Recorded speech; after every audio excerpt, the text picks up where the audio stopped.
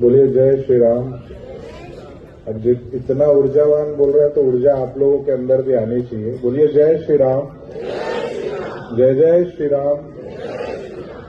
आज के इस राम जन्मोत्सव समिति के पश्चिम प्रखंड के इस बैठक में जहां हम आने वाली 22 तारीख के सम्मान समारोह की भी चर्चा करेंगे और साथ ही साथ रामनवमी के जो एक अभूतपूर्व कार्यक्रम है, एक मुट्ठी दान श्री राम जी के नाम, उस कार्यक्रम को लेकर भी चर्चा करेंगे।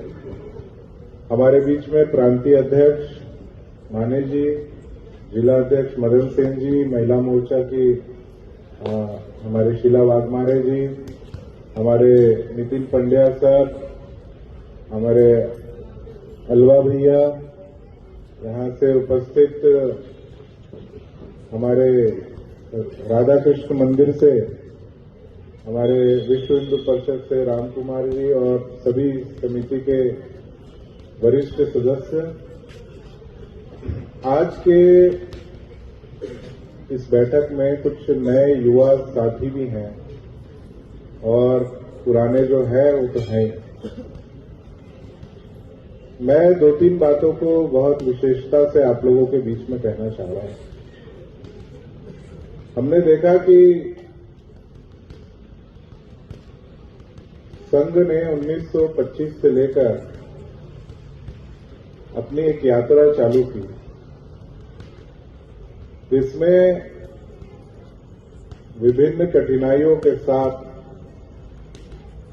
एक विचार को लेकर 100 वर्षों तक चलता रहा और इस शताब्दी वर्ष में पूरे देश भर में हर वार्डों में, हर मंडल में हिंदू सम्मेलन का आयोजन किया गया। और आप सब में भी ऐसे कई लोग होंगे जो उस हिंदू सम्मेलन के साक्षी बने। तो हिंदू सम्मेलन क्यों किया गया? क्योंकि हिंदुओं को सम्मिलित करना था, उनको उस विचार से जोड़ना था जिस विचार को लेकर वो 1925 से चले। और पूरे देश भर में, मैं भिलाई की बात नहीं करता, मैं मध्य प्रदेश बीच में जा रहा था तो मंडला के आसपास मैंने देखा कि वहां भी हिंदू सम्मेलन हो रहा है। पूरे देश भर में कोने कोने में हिंदू सम्मेलन किया गया। तो एक विचार उससे ये समझ में आता है कि जब हम राम मंदिर की कल्पना कर रहे थे तब तो हिंदू एक हुए, पर राम मंदिर के बनने के बाद भी हमको सम्मेलन करने पड़ रहे हैं। पर एक चीज और है कि आज हम जितने भी अपने तीज और त्योहार करते हैं, चाहे समाज के हों, धर्म के हों, मंदिरों में जो भीड़ आ रही है, जिस तरीके से श्रद्धालु मंदिरों में जा रहे हैं, ये एक जागरण की ओर, और ये जागरण इन छोटे छोटे प्रयासों से हुआ है।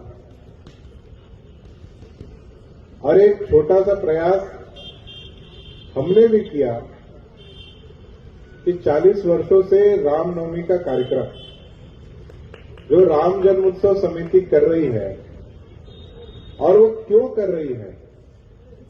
जैसा कि मैंने कहा कि संघ ने 100 वर्षों तक एक विचार लेकर चली और अपने विचारों के माध्यम से अलग अलग कार्य किए, उसी प्रकार से उन्हीं का एक छोटा सा अंश राम जन्मोत्सव समिति भी है, जो विगत 40 वर्षों से, 4 दशकों से एक विचार को लेकर चली कि राम मंदिर बनना चाहिए और राम मंदिर में इस भिलाई की भी सहभागिता होनी चाहिए।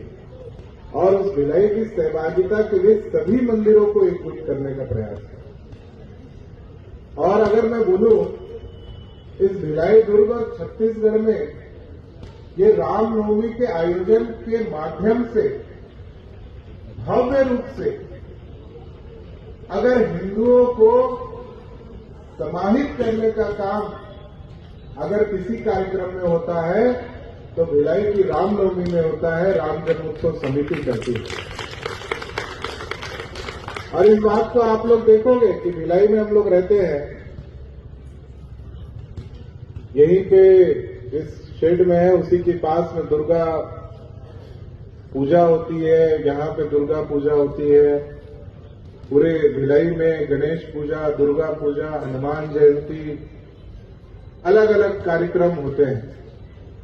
पर क्या उस गणेश पूजा के मंदिर की ध्वज यात्रा किसी कार्यक्रम में आती है? क्या किसी दुर्गा पूजा से निकला हुआ आह्वान सड़कों तक आता है? या किसी भी मंदिरों को सम्मिलित करने वाला कोई कार्यक्रम होता है क्या? होता है? हम सब करते हैं, पर हम सब एक जगह जहां दिखते हैं वो रामनवमी के आयोजन में दिखते हैं, राम जन्मोत्सव समिति के कार्यक्रम में दिखते हैं। इसकी विशेषता यह है,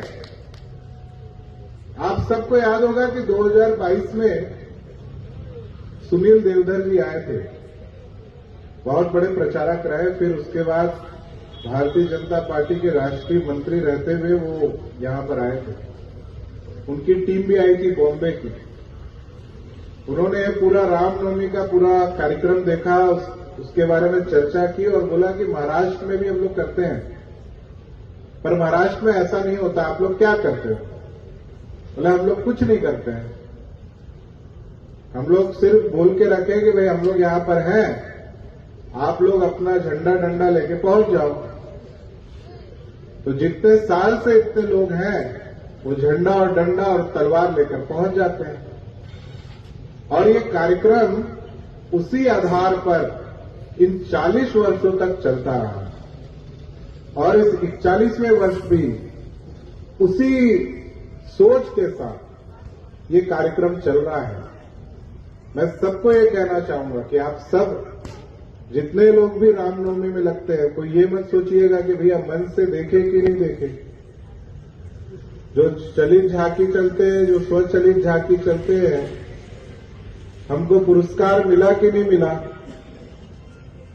पर आप ये सोचिए कि आप जिस मंदिर से अपनी ध्वज यात्रा लेकर चल रहे हैं, इतने अनुष्ठान, इतनी पूजाएं, इतने संस्कार, इतनी चीजें उस मंदिरों पर होती है, उस ध्वज को लेकर आप रोड पर चलते हैं और रोड से लेकर आप जय जय श्री राम के नारे के साथ आप वहां पर पहुंचते हैं। उससे बड़ा सम्मान और उससे बड़ी चीज आप लोगों को कुछ नहीं मिल सकता।